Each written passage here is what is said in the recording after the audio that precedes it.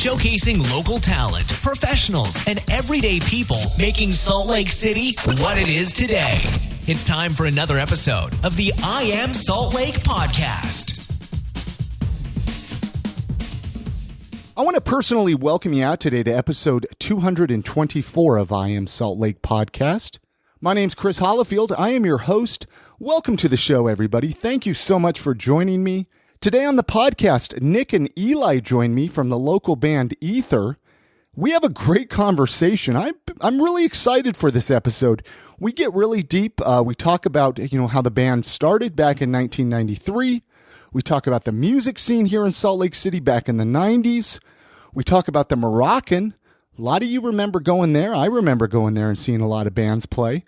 And we talk about why they decided to get back together and play a live show.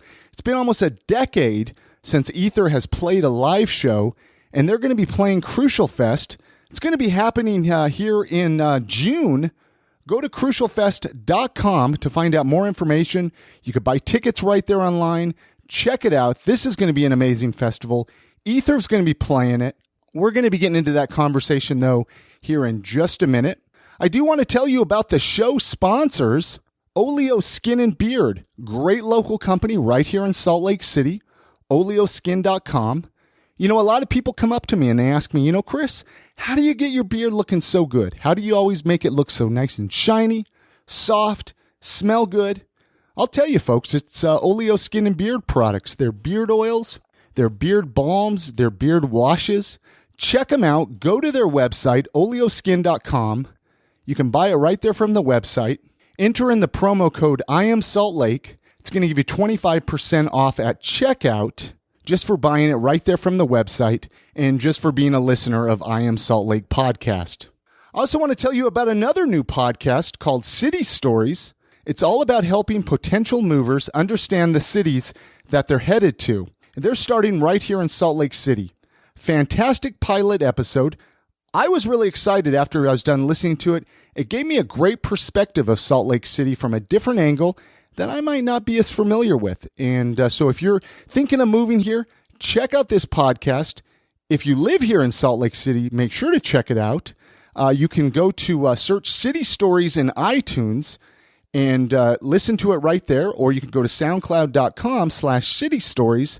Leave a comment right there. Make sure to leave a review. That way they know you checked it out and you gave it a listen. It helps give Salt Lake City a good name by rating and commenting on it.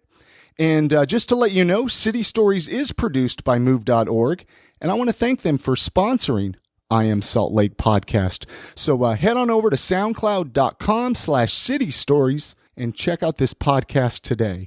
I also want to tell you about an event that I'm part of this upcoming Friday, May 27th. It's going to be at the Leonardo. I'm going to be hosting the event. It is an art battle, the Artist Challenge. 3 artists will be squaring off against each other live. Grace Reiser, Tessa Reiser, Dawn Leanne Taylor. All 3 artists are primarily acrylic painters, and they will be competing against each other in the first round. And in the second round, they will instead be collaborating together on one piece. Watch as we challenge the limits of their creativity. Come early to get your spot and watch the fun unfold. Food, wine, and beer will be available from the bistro. The event is free and all ages are welcome. Again, that's this Friday, May 27th from 7 to 9 p.m. inside the museum's bistro at 209 East, 500 South here in Salt Lake City. I'll see you there. It's going to be a fun event, and it'd be great to meet some of the new listeners of I Am Salt Lake. So like I said, Nick and Eli from Ether are on this podcast. This episode, I sat down. We chatted with them. I had a great conversation. We even played some music. Again, CrucialFest.com is where you can go and find out all about all the bands playing CrucialFest. It's happening here in Salt Lake City, June 15th through the 18th. Ethers, they're doing a reunion. New Transit Directions doing a reunion. Former Rockets doing a reunion. I'm going to have podcast episodes with all those bands as well. Enough chatting on my end. Here's the conversation with Nick and Eli from Ether. Thank you so much for listening, everybody. Enjoy.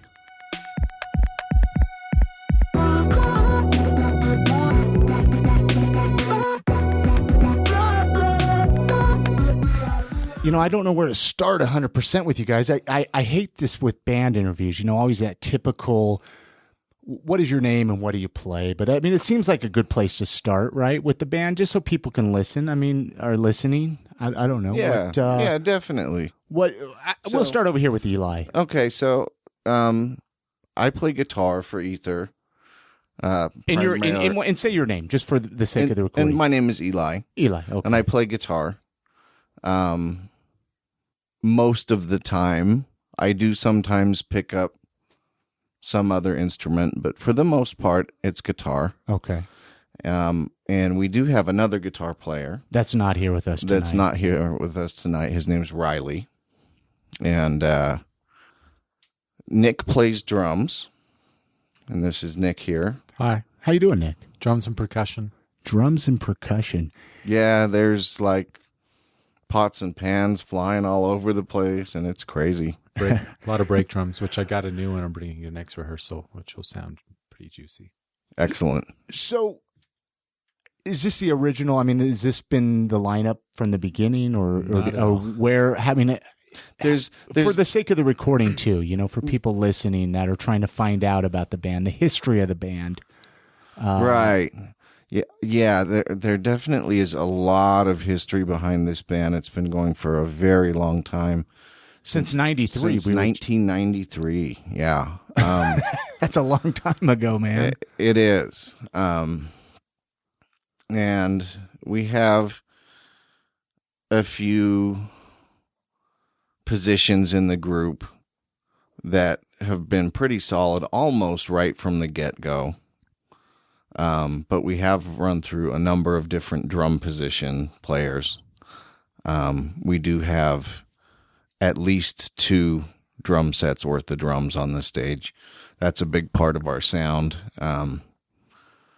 We're doing polyrhythmic and odd-metered music, and to facilitate that, it's really great to have the 2 drummers. So when you have to stand up when you play, if you want to play drums in Ether, you have to stand up. Mm-hmm. Yeah, you do. I'm just getting your voice here for some reason. It faded out on me there, Nick. Check. Yeah, we're good. We're Better? good there. Yeah, there you go. Now, okay, and we're going to kind of jump all over the place. I mean, the sake of a podcast. So you started in 93. Yeah. More or less. Yep. When did the band kind of decide to call it, or did it ever decide to kind of call it quits? Well, we never really did. In fact, although actions have been more rare in recent years, we have continued to issue recordings. Okay. And, there's been some talk even about making a new record. I don't know whether or not we'll decide to do that. The CrucialFest show. Yeah, let's talk about that. It's really important and a really big deal for us because, aside from the coolness of the festival in general, this will be our first live performance for, I don't even know, probably a decade. Really? Yeah. Wow. So what made you decide to do CrucialFest, and how did that happen since you brought that up? Well, I knew Jerem a little bit. I actually had a songwriting class with him. Where was the class at? Like at the college? It was at the community college. Yeah. Okay. Mm-hmm. And so then some few years later, he sort of reappeared, booking bands and bringing in a lot of cool, interesting stuff that we hadn't been getting.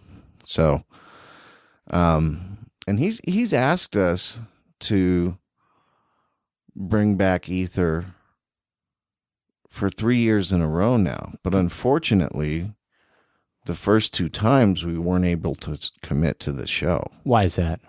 Just conflicting schedules or? Yeah, there were a lot of reasons. I think probably the biggest reason is that there's some geographical gap here.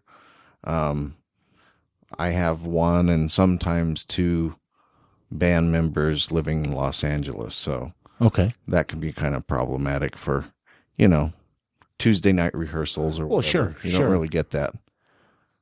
So Do both of you live here in Salt Lake then now? Is that, or? Yeah, and James, who's always sort of been a part of Ether, like as the main core drummer with the second drummer revolving around him, just moved back from LA to Salt Lake. So okay, makes it a little easier right now. Absolutely. Yeah, we just had our first rehearsal. It was pretty fun, firing up the amps and First rehearsal in how long? A decade? Maybe that hasn't been quite a decade. I think like 8 years since the last something. Yeah. Close enough. Yeah, getting there. How was that? Time. How was that? So it's 8 years. You plug everything in. You're all together. And was it like time didn't even skip a beat, or how was that? We weren't sure if it was even going to work. Really? Yeah. Still, yeah. I mean, it's a large animal. It's a pretty complicated machine. And, as you noted, it had been quite a while since we'd done it. I think that rehearsal went better than I thought it would. Yeah, everyone kind of seemed to think that, I think. Yeah. So, and it did work. We were able to play the songs. So was the rehearsal before or after you agreed to go to play CrucialFest? We agreed to do CrucialFest some time ago. Okay, so you were like, we have to do this because we already announced to the public. Right. Or right. or maybe there was a little bit in the back of your head, well maybe it's not going to work out. I mean, there's a lot of stuff going on. There's the CrucialFest show. So that means not only do we need to fire up the band, but we also need to provide some visual presentation because that's always been a part of the group. Explain that for people listening. I mean, obviously you haven't played for a decade, so you're going to play in front of a lot of new people here. Like, what is a show like? You said visual. Well, it's difficult because a lot of the stuff that we used to do, you can't do anymore. Just laws and legalities? Yes, exactly. And, we used to do a lot of pyro stuff inside. You can't do any of that anymore. Stupid fire marshal gets in the way, right? What was the show, the event that burned down a whole building, and now that's why you can't have fire anymore? Yeah, some terrible, hair metal band. Oh, was that the Pantera one? Or no, not Pantera. Or, something else. Was that the one out east? White Lion, is that it? Was it in yes, Germany? It was back east. Yeah, I remember that. That was quite a few years ago. And what did they were doing stadium pyro in a mid-sized club and barbecued 800 people. It was awful. And so after that, that's when clubs kind of tightened it up and said, no more fire inside our club. Yeah. Ether used to have fire breathers at shows. I was a fan before I got to play in the group, 15 years after it formed. So I remember fire breathers, them opening for Fugazi, and was it Bricks at the time? Maybe it was. Yeah, the fire breathing, and it's pretty awesome. So Nick, this is going to back up a little bit. So you were a fan before you started playing? Yeah, I may be a little bit, maybe one generation behind the core members of Ether. So I remember being in high school and loving music for air raids, and then 15 years later. How was that? I mean, it's awesome. Was it like a dream come true a little bit? Well, as far as one of my favorite local bands, yeah, it was cool. It's because I'd always liked Ether, and it was unique and different. The shows were rare, the recordings weren't like anything. It was sort of challenging with all the odd meter and 2 drummers. So yeah, it's cool. So this was I was in this most recent incarnation 8 years ago, and now we're bringing that back, but also playing all these old songs I never played. So it's sort of we're playing this catalog of Hush air raids. Yeah. When we slotted out the songs that we were going to do for the show for CrucialFest. Yeah. Most of them I've never played with the group before, but I've listened to. Sure. Yeah. So when we slotted out the set of songs that we were going to use for the CrucialFest show, we decided to do at least one song from every one of our albums. How many albums do you have?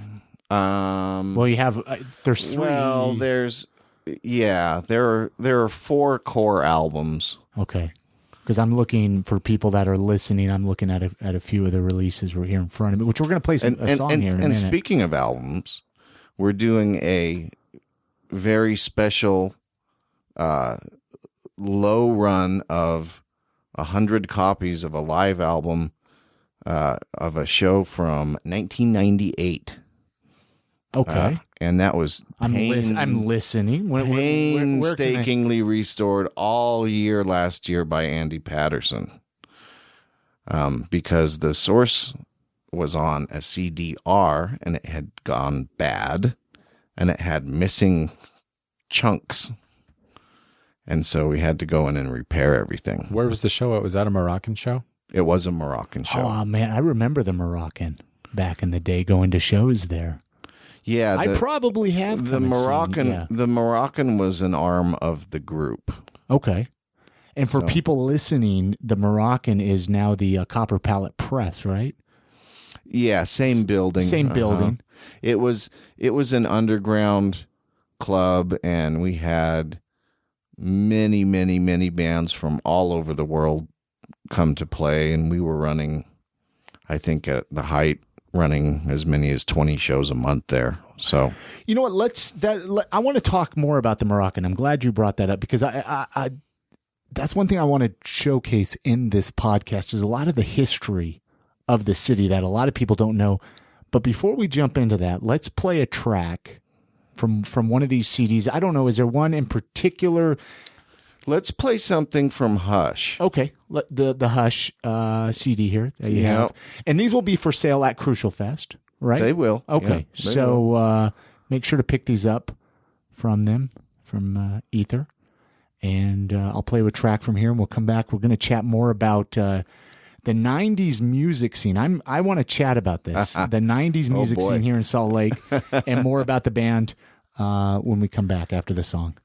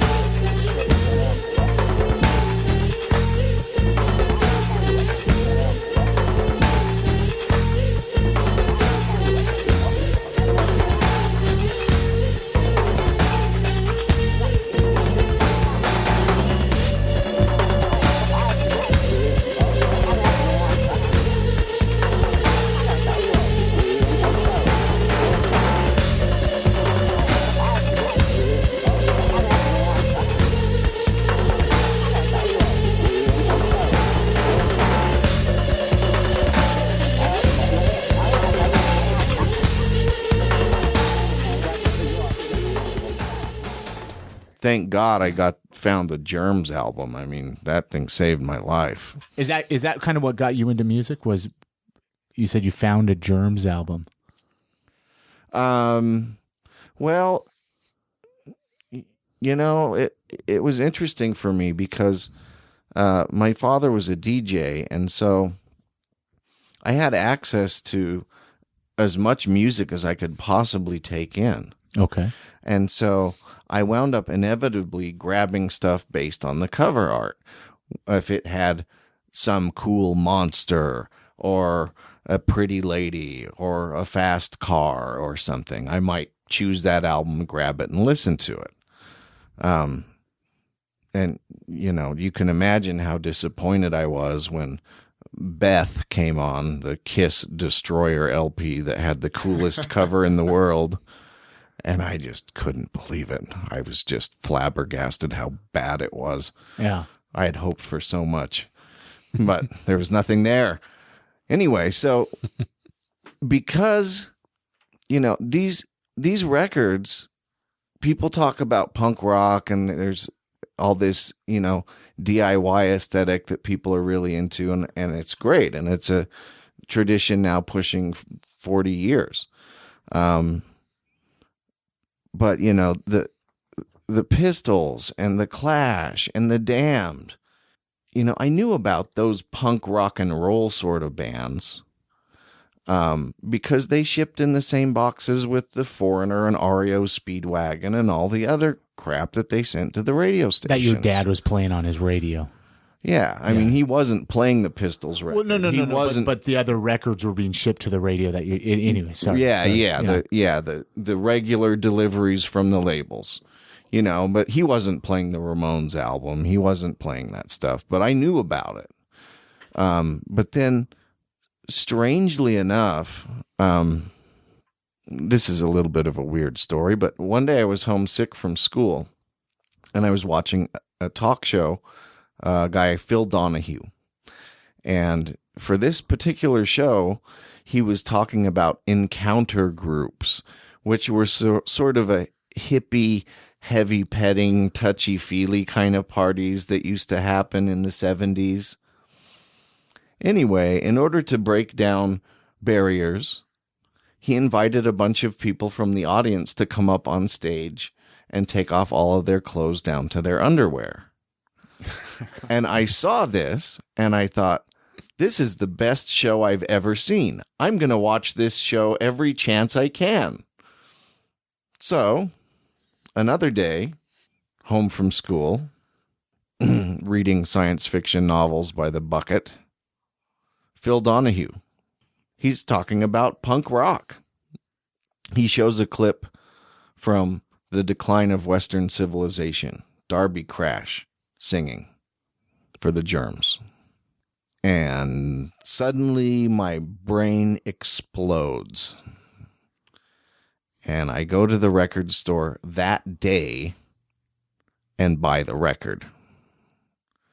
And it was completely different than the punk rock and roll-y kind of New York Dolls and Stooges and the Pistols or Damned. This was not even rock music anymore. This was some alien thing. And that album was really super important for my personal trajectory, just because I think that it opened my head up to a whole new universe of ideas. Yeah. And I listen to it today, and I still think it sounds like it's ahead of its time. It's one of those fantastic albums. I want to talk more. Let's get back to the Moroccan. Yeah, where we were with that. You probably went, Eli. You probably been to quite a few shows there, if not all of them, right? Or no? Oh yeah, yeah. Yes, very many. Yep. What was when that? Like, what year did the Moroccan open approximately? Any idea? Let's see. I want to say it would be around. Was it the 95? Okay, so it was about mid-90s. Yeah. Mm-hmm. That was kind of the staple for music, right? Like for underground music. For underground stuff, yeah. For touring bands, It really was. In fact, we had some bands that came back again and again. Like bands that couldn't play like Deviate and stuff like that, obviously. 'Cause, Sure. You know, like even the basement of Deviate, I know had a lot of like punk bands in the basement of Deviate. Yeah. What was the law like back then? Like the police, was it getting hassled by police a lot? It was amazing. We always thought that we were going to get in trouble with the cops, for sure. And it never happened. In fact, because that was even a different Salt Lake back then. I mean, just with like very laws much so. and private clubs and very much so. Yeah. Didn't Ether rehearse at the Moroccan? Isn't that Ether rehearsed at the Moroccan. The Red Bennies rehearsed there. The Wolves rehearsed there. A lot of bands played there. What was like one of the raddest bands, like in your memory? Like one of the greatest, I don't know, that sounds so cheesy to say, but like a show that sticks out the most in your head, of like a touring band even? Oh, there was a band that came down from Oregon called the Tight Bros. They were pretty great. Pretty good show there. Yeah. Some crossover membership with the Carp band, I believe. I saw a cool Iceburn show there. Yeah. Iceburn was. I saw a few Iceburn shows there myself back. I think I went twice. Yeah. What happened? I mean, so how did the Moroccan get, like, who decided to shut it down, or do you know the story there? Or? Well, yeah. We had run it for I don't know, maybe 3 or 4 years, and we felt like you know, everything that's good has to end, and we felt like that it was becoming an excuse to fill up a backpack with liquor and go downtown and get hammered. And it seemed like the focus was more on the partying than on the music. And when we started to notice that, initially we were distressed and tried to combat that by just friendly, you know, requests to not drink a half gallon of Canadian whiskey at the show. And after having done however many shows we did, and there were a lot, we were a bit burned on it. We always paid the bands, and we always paid them well. At the end of the run of the club, we did have a little bit of money, which became the budget for the recording of our third album called Music for Air Raids. The chronology of the releases goes something like this, and I'm kind of guessing here. Some of these might not be exact. It was a blur back then, huh? Well, yeah, that, and like, for example, Ether Music for Air Raids and I'm proud to be an ex-member of Red Bennies. I think Red Bennies are a great band. Okay, so you used to play in Red Bennies as well, then? I did. Yeah. Okay. Mm-hmm. See, I didn't realize that. Great. Yep. It's a great band. Yeah. Yeah, great band. Legacy Salt Lake rock band. Excellent. So, but Ether had run some promo stuff for their album, and it actually got jobbed into the same print job on a large sheet of paper with some Red Bennies stuff for their album that was coming out at the exact same time. And so somebody from the print place actually sent me a full sheet so I could see both records before they were cut out. Yeah. So There was a lot happening, and that's why I'm a little fuzzy on which years, just because was Cody Judy before Hush or after Hush? Yeah, Cody Judy is the first album, and it came out about 1995, and then the group really changed its sound significantly in between Cody Judy, the first album, and Hush, the second album that we just listened to a track from. Yeah. I think at that point, it became more focused somehow. Yeah. Let's play another track here. I want to play another track before we get too far into the conversation. I wanted to play a couple tracks. Do you want to play something from the Music for Air Raids here? Sure. In fact, that's the third album following Hush, a few years later. So okay, let's play a track from there. Again, these will be for sale at CrucialFest. CrucialFest.com is where you can go and get tickets for the show. And I want to I have some more questions. I thought of another question, but I'm going to ask you when we come back from the song. Great. So let's do it. Anyway, here's a track from Music for Air Raids.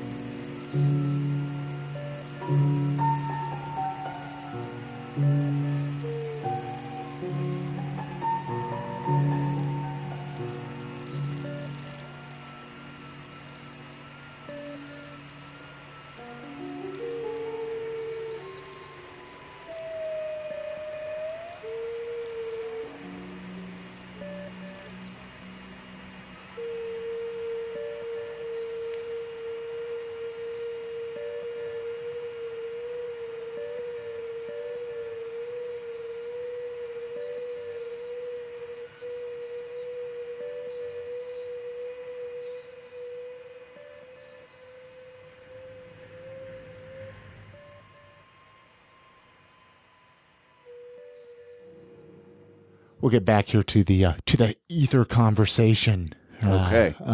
No, I have a question. So you're playing CrucialFest. Yep. Any other shows? Are you doing any other shows around CrucialFest, or is it just really CrucialFest? No, it really is just CrucialFest, and we're thrilled to be a part of it. Yeah. We're over the moon that we are able to participate this year. Off the top of your head, do you know which day? I should have wrote that down. I know the schedule's on the website. We're playing on the 16th. Okay. Do you know where? Urban Lounge, or is it? We're at Metro. Metro. Okay. Yep. Gosh, you would have thought I would have got all those notes properly. I'll put all that information obviously at imsaltlake.com with this episode. Definitely come check you out, or check the band out, Ether. How excited are you, Nick? You've been quiet over there. Well, Eli's been in Ether since the beginning, and he knows more about the history and Moroccan and all that. So I'm. And now, when approximately did you come into the band then? 2005 or 6, somewhere around there. Okay. And what other bands have you played in Salt Lake? Oh, a lot. A lot. Huh? Any notable ones that you want to make mention of? Why, just for the sake of the recording, or? Well, Palace of Buddies is one 2-piece I played with for a while now. And It Footed Ears is another band that's pretty active right now as well. Cool. Now, back in the heyday of Ether, did you guys tour at all? Did you guys get out of Utah? Yeah. How was that? I mean, like just West Coast, or? Generally, yeah. We generally would run a loop and go up and do Northwest, and then we'd run down through California. Occasionally, out to Colorado or up to Montana. I don't think we ever really went further east than that, but we did tour and for weeks on end. How was that back then? Being I know Salt Lake City, Utah, it still has this weird quirkiness to it. Like, people find out you're from Salt Lake. Sure. How was that back then? I mean, this is 2016. So that was a while ago when people would find out you're from Salt Lake City. I've had people ask me stuff that it's just hard to believe it's even real, No, I mean, I'm sure I've heard it too, but I'd really be interested to see your horns. Will you show us your horns? Because I'm sure they were crazy back in the late 90s, especially. I mean, 2000. We'd be really honored if we could get a chance to meet your wives. And these people were genuine. Absolutely. Yeah. Absolutely. And they had seen us roll up in this beat up cargo van. And I guess they were assuming that our wives were in the van. I don't know. But we, I think... Any other funny stories from tour? Maybe not even Utah. Well, related? A long run of really, really, really bad behavior. I think we probably helped Salt Lake's reputation a little bit. Such as, you can't just leave us hanging there. The usual excesses, drugs, drinking, sex and violence and all that shit. Sure, man. Yeah, there's no judgment here. This is a judgment-free zone, in my opinion. How would you, from 90s to 2000, early 2000 to now, how would you what would you see some of the biggest differences in the local music scene? I mean, Nick, are you still playing Eli then in bands now or no? Oh yeah. Okay. Well, I'm going to ask you that in a second, but for that sake of that question, I'm sure you've seen a progression. Would you say for the better or the worst, or? Oh, it ebbs and flows. Like the conversation we were having earlier about the Moroccan, like having a venue like that was really nice, and we didn't have one for a long time. Diabolical Records is sort of becoming a really cool place for experimental bands or touring bands that can't book Urban or Kilby to play. So that place is really awesome right now. It's not quite as rough as the Moroccan, but it's nice to see some places like that, or people putting house venues together. There's just not a lot of venues. It seems like it's always ebbed and flowed here, but right now there's a real lull, wouldn't you say, Eli? Oh, absolutely. Yeah. Yeah, I think about the number of clubs that we've lost, and it's sad, man. It makes my brain bubble over. Yeah, last time I played CrucialFest was at Bert's, and that's done, right? Or is it back now? No, it's done. Like 2 or 3 summers ago. Okay, well, you bring up Bert's. I mean, and Eli, feel free to jump in here too. Is there a what do you miss the most?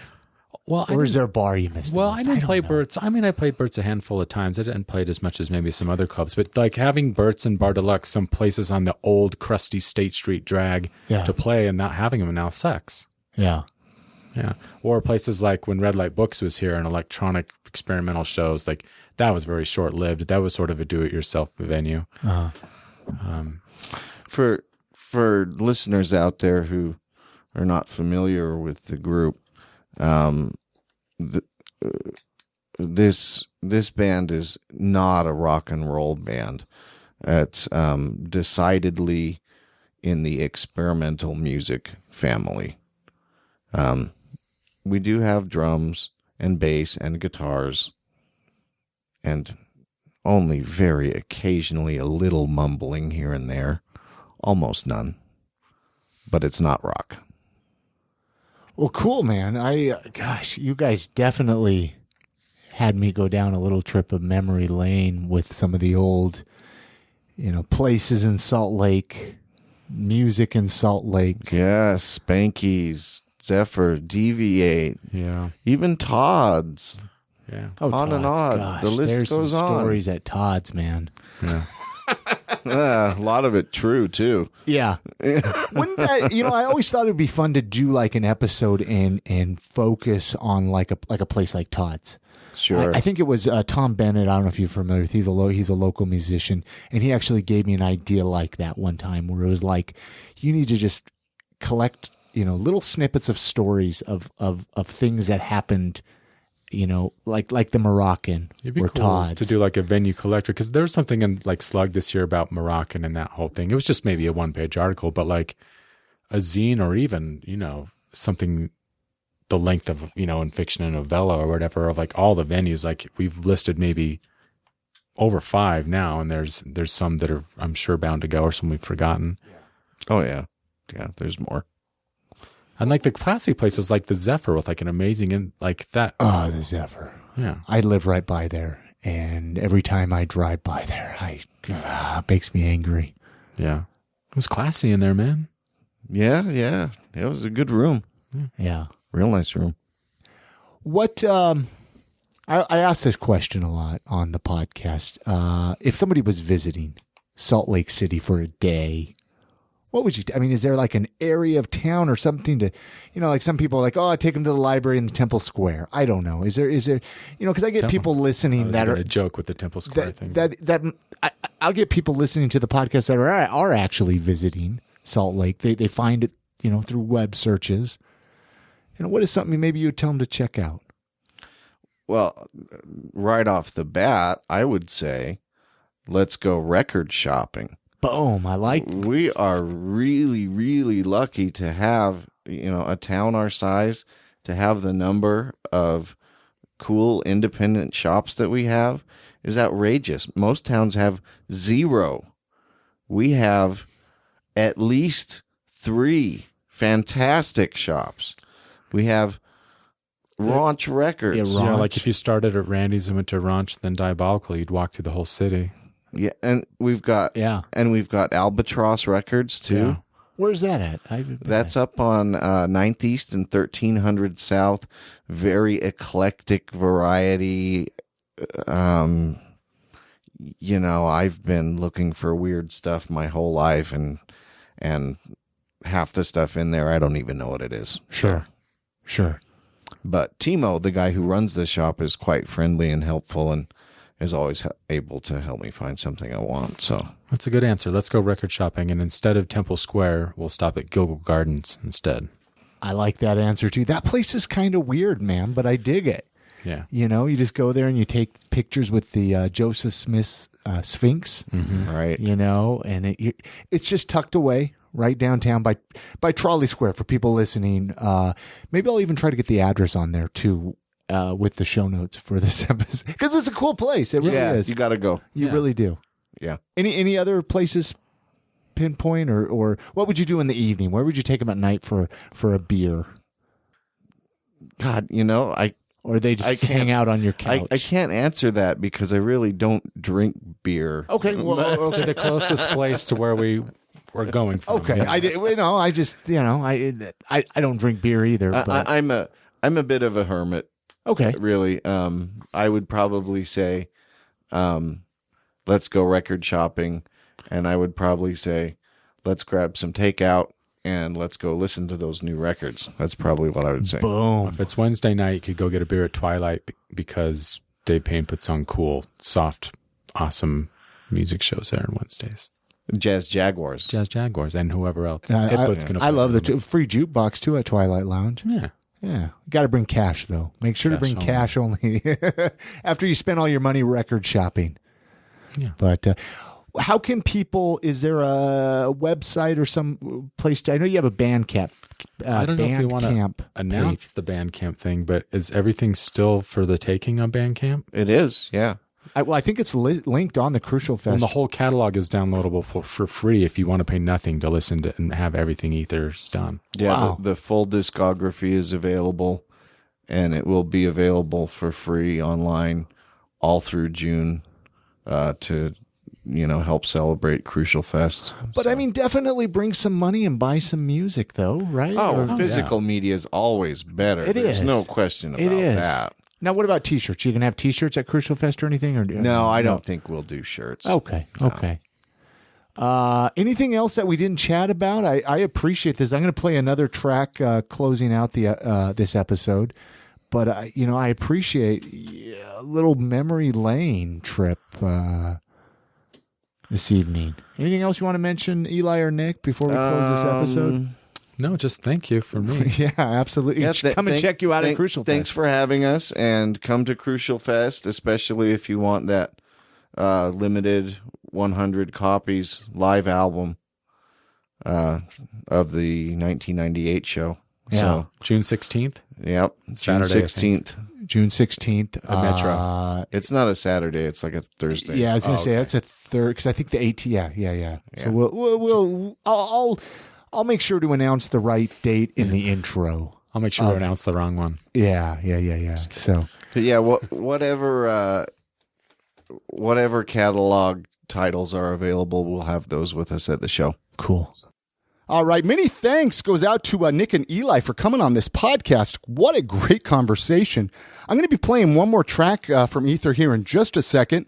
I do want to mention a few things, though. IamSaltLake.com is where you can go, find out more about the podcast. You can actually contact me right there from the website, or you can contact me directly at chris@IamSaltLake.com. I'd love to know your thoughts on this episode or any other episode of the podcast. There are some ways you can support the show, and any support is very much appreciated. You can go to IamSaltLake.com. You can click the donate tab, donate $1 or $2. Helps keep the podcast moving forward, helps keep it alive, helps keep the web hosting going.